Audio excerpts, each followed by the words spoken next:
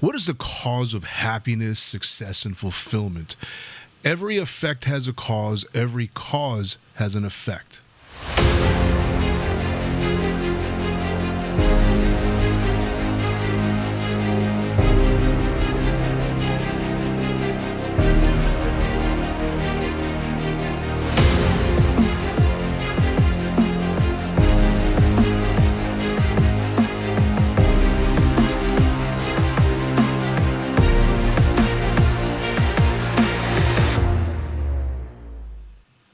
This is Dr. Spencer Coaches.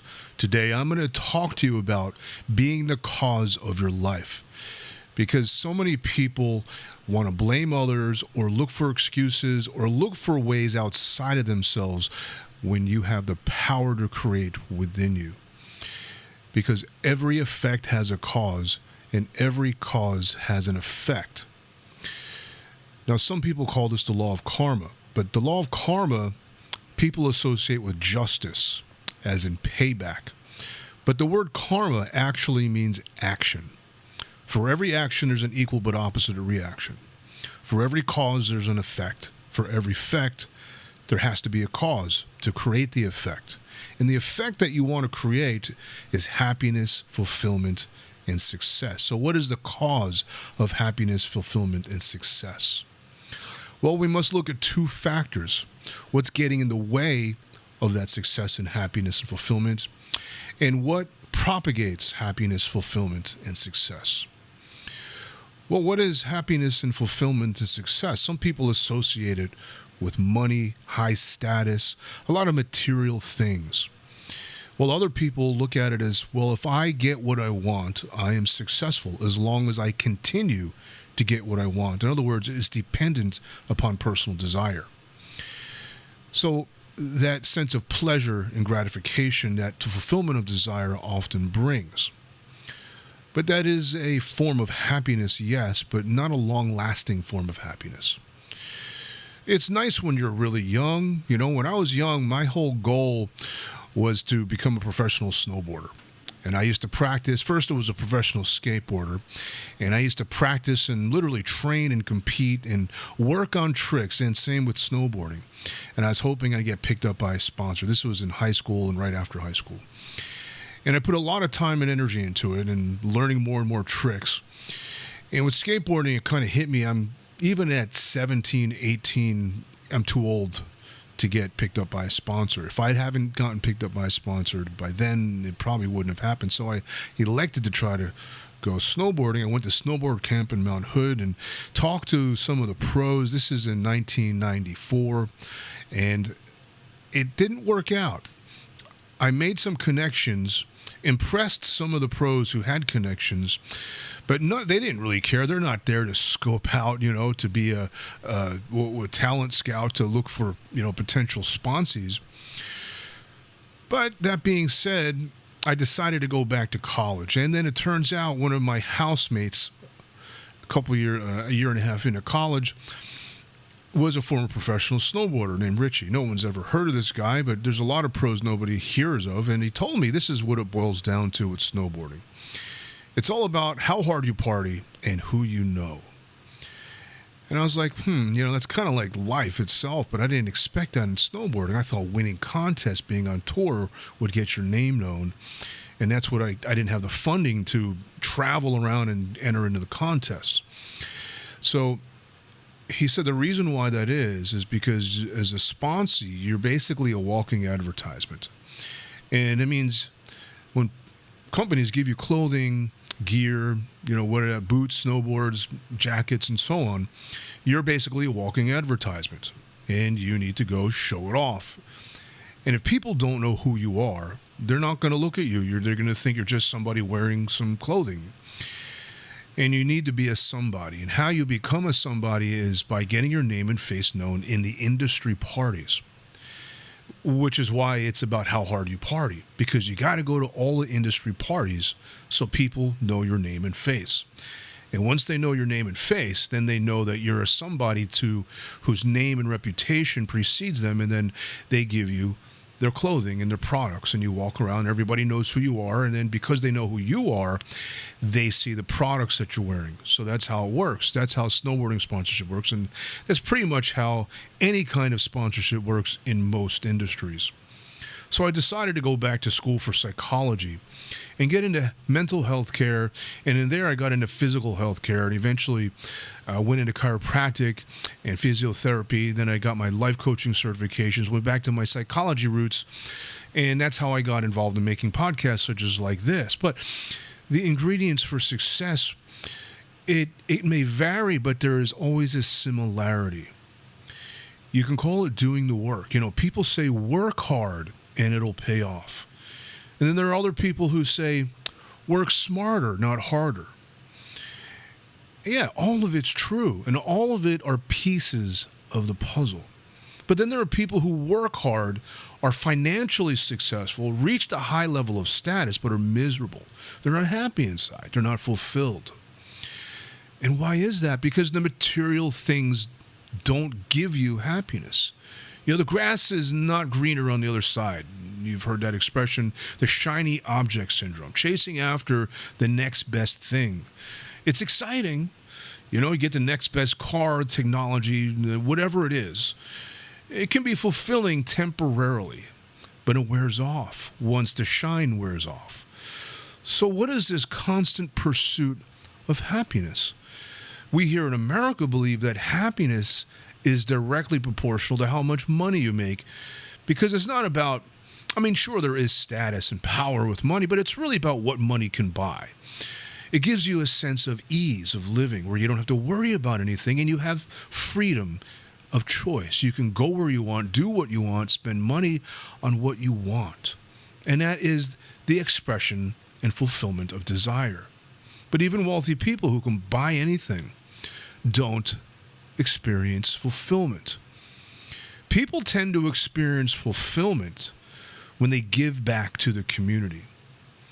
So there are some people who work hard, build up a good reputation, make money, and they're happy about their accomplishment, and then they turn around and say, well, now what? And then they start giving back to the community, and that's what makes them happy. Charity, contribution. You'll find out that contribution and charity is what makes most people happy. Helping friends out, helping your community, helping your family. There's something really gratifying knowing that you've made a positive impact on somebody's life, that you've improved somebody's life. You know, in job interviews, I've been asked, what's the most fulfilling, rewarding experience that I've ever had? What's something I can look back and really be proud of? When I look back, it's not earning these degrees. It's not running a successful practice. It's not making money. When I look back and say, yeah, you know, I'm really glad I partook in that experience. It was just something so rewarding, so fulfilling, was helping a woman heal of her sexual abuse. When I was living in the Ashtanga Yoga Institute, part of Baba Haridas's yoga community in Santa Cruz, California, this is 1999 it was, in the year 2000 rather. An older woman, I was in my, I would say late 20s at that time, and she was in her mid to late 60s there. And we had shared stories. Our community got pretty tight because we'd have talk circles every week. And she shared with me some pretty, I don't want to repeat them, I'm not here to trigger anybody, but, you know, she was sexually abused when she was younger and never talked about it with anybody, never healed. And because I had gone through some abuse myself, she trusted me. And I talked to her about a body work that's called Chine Tsa, which is internal organ massage. And I learned this through my study of Taoist healing practices.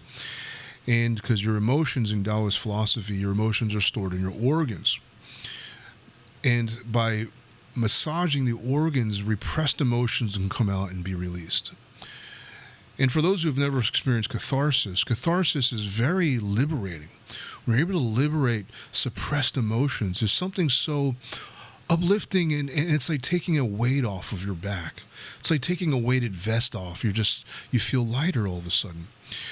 So went over to her place and did Chine Tsong, and she went through catharsis experience, and I held the space. I held the healing energy for her.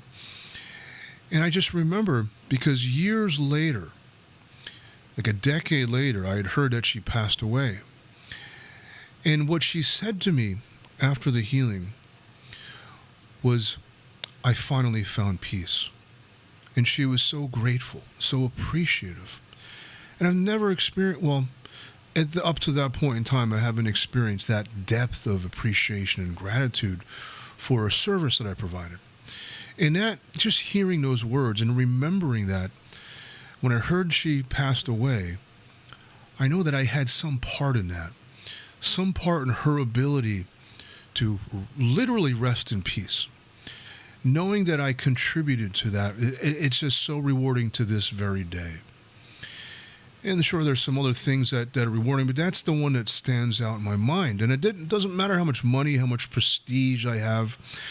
I was really popular growing up, a little big fish in a little pond. That, back then it was nice, but nothing really is rewarding and fulfilling. You see, the word fulfillment is different than just fulfillment of desire, than just reward. Dopamine is the hormone that's rewarding. You work a hard day, you come home, you crack open a beer, have a nice steak and potatoes, whatever it is, and you feel gratified. You feel like you earned it, and it's you're rewarding yourself. And then it just wears off, because the next morning you're hating life all over again. The fulfillment I'm talking about is something that goes beyond transitory desires, transitory pleasures, transitory moments, transitory hormones. I found myself. I found my purpose to help people heal. And that in itself, having that kind of impact, that contribution to someone's life, doesn't matter how much money I make, how popular I become, what car I drive, how many zeros before the dot are in my bank account. It doesn't matter. When you find true happiness, it's because you're living life in accordance with what you truly value. Now, I'm not saying making money in the pursuit of money is a bad thing. Certainly, it affords you great things. And who doesn't like to take a vacation to Hawaii? Who doesn't like to drive a comfortable car that's reliable and luxurious? Who doesn't like to come home every day to a beautiful home? And status. Sure, it gives you a sense of esteem. And that's very rewarding and gratifying in and of itself. But all those are transitory experiences, transitory, sentimental, emotional experiences. There's something deeper than just a fleeting emotion. Call it spiritual. There's something inside you that's yearning, that's screaming to come out and express, to be expressed.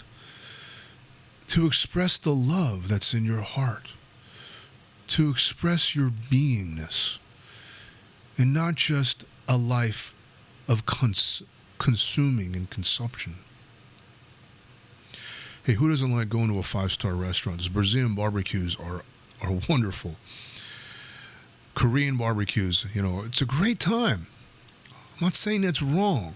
I'm not saying the luxuries of life is a false happiness. What I'm saying is there's something deeper. There's something more meaningful. There's something altruistic. Something that transcends heaven and hell, transcends pleasure and pain, transcends any pride, transcends any opinions, transcends any need to control, transcends any desire for power.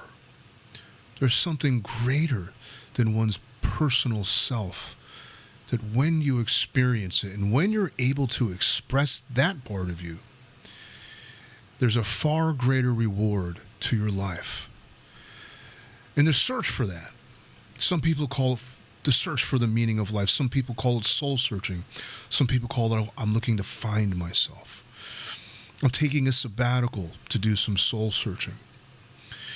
because you're finding that part of yourself that transcends personal sentiments, transcends any notion of me and I. You connect to something greater than you.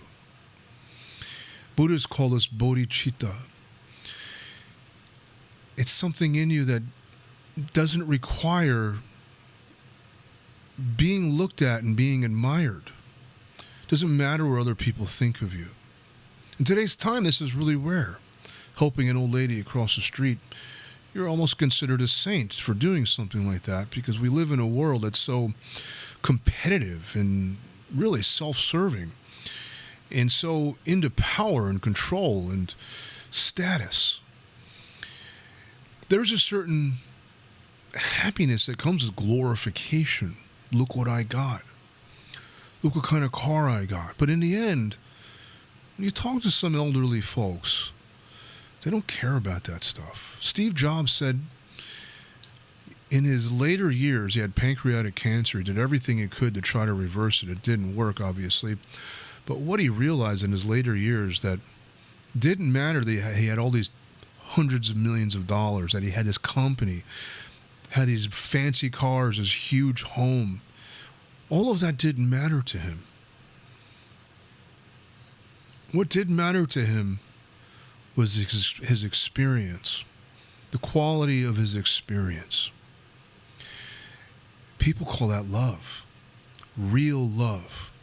Not just ego gratification, not just simple pleasures, but real unconditional love that comes out of you, that comes from an understanding, a wisdom within you, that transcends any sense of self. So what is that? How do you cultivate this? Does that mean you become a monk and give everything up and go meditate for decades at a time? There's plenty of monks out there who don't find the meaning of life. They do purify their minds and have more clarity, but still they don't really understand. It doesn't make them bad people, but in other words, there are people who try to escape life and it doesn't really work. Sure, it's an easy life to live in a life with very little pleasure, very little responsibility, very little obligations. I've lived in a monastery. The only responsibility you have is to your own practice and then the maintenance of the grounds. It's not difficult work. It's not managing 1,000 people and overseeing the profit margin of a large company or even a small company. You're not running the accounting of 500 employees and the overhead of a business building and the expenses. And you're not computer programming and have a deadline to meet, and you're not engineering electronics. It's a different life. The complexities of the modern life can be overwhelming at times because it becomes more and more complex the older you get. As a doctor, I see many patients from all walks of life, and it's interesting to see the mentality, the difference between younger people and older people. I have a patient who just graduated college, and it reminded me of myself. I had everything paid for. My parents paid my rent. I had a part-time job that covered my party expenses, and my college tuition was covered. I was very lucky. I had a lot of fun in college. Can't complain about anything there. I mean, it wasn't all, shits and giggles. And I sort of had some troubles. A classmate died and things of that nature, in and out of relationships. But overall, it was a fun time. And I was privileged. I didn't see it back then. It wasn't until I got my first salary position where a sense of a higher degree of responsibility came upon me. And I was still in my self-centered, impulsive mentality. This is in 2002. I get my first job with Biomed Orthopedics, Steve R. Davis Associates. And it wasn't a difficult job. I was simply delivery as a transporter for orthopedic prosthetic implants. And it was basically climbing the ladder to become a sales rep. They wanted to test me. They usually start these guys out as drivers. So one, they get to know the routes, the hospitals, went to over 150 hospitals, got to know the staff of the 150 hospitals. The staff got to know me. developing rapport, in other words, building rapport, creating a reputation through consistent actions, consistent reliability, consistent professionalism, and learning, continually learning and maturing. Because when I first got there, it was summertime, business is slow. I got to watch the new Star Wars in the middle of the afternoon. And I thought, this is a great job. I'm getting paid to watch Star Wars. And I didn't tell the boss that. But I had a lot of freedom and I took advantage of it. And when things got busy, I realized I can't think just about myself and what I want and what I can get out of the company. I realized that self-centered attitude did me no good. And once I realized that being selfish and just looking to get, you know what I mean? It's all about what you can get and how you can manipulate everybody to get more, become a smooth talker, put on a show so people think you're actually reliable when inside you're just using people. It's not a good way to be. People will see through that eventually.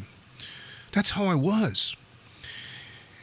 Until I realized these are real people. These are real patients waiting on the table for these implants. These hospital workers are dedicating their lives for the welfare of all the patients in there. And it is a business. It's a business to run, taking care of patients, because you have to organize the service and make sure top quality service gets delivered every single time and consistent service. And I was just a small part of that. And I began to see the big picture. Ultimately, it's about the patient. All the hospitals, it's all about serving the patients. I may not have direct interaction with the patients. I'm just delivering prosthetic implants and picking them up for the next surgery and hunting for surgical instruments that are ours and got lost in the OR. I remember seeing patients on tables as I walked around the OR. And I realized this is what it's about. These people are sick. They're hurting. And I'm contributing to their well-being. That our company is contributing to their well-being. And I suddenly realized the importance of impeccability. Being impeccable, doing the best I can, showing up every day, not half-ass, not hungover, but present and ready to work and willing to work and doing whatever I needed to do to facilitate the process of those instruments getting to the surgery on time. I remember I had to drive 150 miles in 45 minutes. You get the idea of how fast I drove. I had to drive 130 miles an hour in a Nissan Pathfinder. And the sales rep said, "Thank you, Spencer, you saved my account." He knew. They all gone through it themselves. The dedication, the sacrifice. So I'm dropping all of these clues, about what makes a person successful, not just materially, but personally, personal fulfillment. Because when you know you're doing good, and you're able to communicate effectively, communicate your value effectively, you will be appreciated and you will get paid well. It doesn't mean you have to leave the world to have a conscience, to do the right thing, to have integrity. In fact, I've realized in the business world, there's a high degree of integrity. There's a high degree of respect between people.